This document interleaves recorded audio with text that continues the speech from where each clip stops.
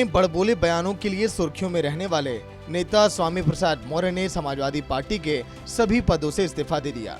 दरअसल समाजवादी पार्टी से नाराज चल रहे स्वामी प्रसाद मौर्य ने पार्टी की प्राथमिक सदस्यता के साथ ही विधान परिषद सदस्य के पद से भी इस्तीफा दे दिया। स्वामी प्रसाद ने पार्टी अध्यक्ष अखिलेश यादव को भेजे गए पत्र में कहा कि 13 फरवरी को भेजे गए पत्र पर वार्ता के लिए पहल न करने पर इस्तीफा दे रहा हूं। यानी अखिलेश यादव के लिए कहीं न कहीं ये दो तरफा मार थी। एक तरफ तो लोकसभा चुनाव में कांग्रेस से गठबंधन का टूटना, तो वहीं दूसरी ओर स्वामी प्रसाद मौर्य का सभी पदों से इस्तीफा देना।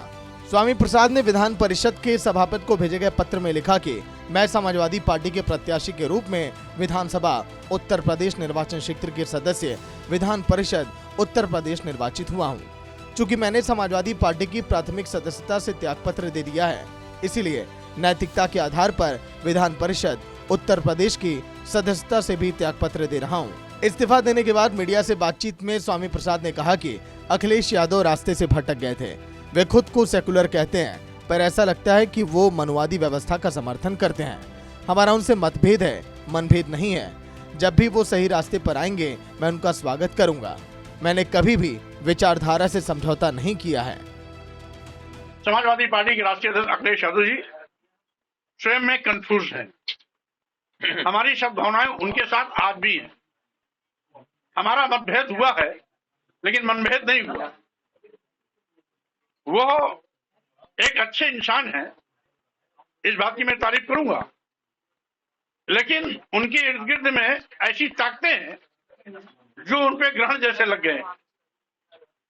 वो न अखिलेश यादव जी को आगे बढ़ने दे रहे हैं, न समाजवादी पार्टी को आगे बढ़ने दे रहे हैं। समाजवादी पार्टी के लोग ही समाजवादी पार्टी के दुश्मन के रूप में काम कर रहे हैं। तो स्वाभाविक रूप से ऐसी परिस्थिति में समाजवादी पार्टी का तो बट्टाधार होना ही होना है। लेकिन अब उसकी चिंता हमें इसलिए नहीं कि मैं समाजवादी पार्टी का हिस्सा नहीं। वहीं स्वामी प्रसाद ने कहा कि वो अपनी खुद की पार्टी का ऐलान करेंगे और समाज में दलितों, पिछड़ों और आदिवासियों के लिए काम करेंगे। इंडिया गठबंधन में शामिल होने पर कहा कि जैसा भी होगा गठबंधन को मजबूत बनाने पर काम करूंगा।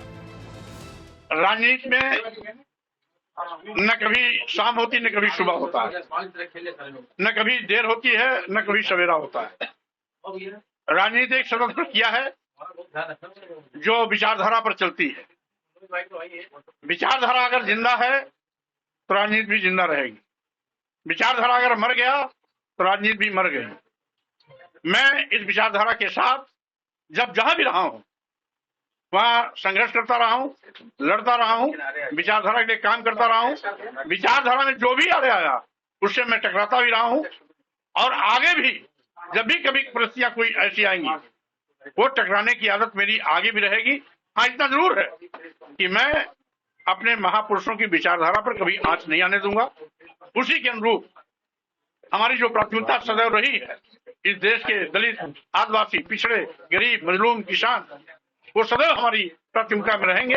उनके हितों के लिए मैं काम करता रहूंगा। बहरहाल देखना दिलचस्प होगा कि आने वाले लोकसभा चुनाव में स्वामी प्रसाद मौर्य समाजवादी पार्टी का क्या नुकसान करते हैं, या फिर खुद के वजूद को स्थापित करने के लिए तरसते हैं, क्योंकि पार्टी से अलग व्यक्ति की पहचान का रिकॉर्ड पहले भी उत्तर प्रदेश में ठीक नहीं रहा है।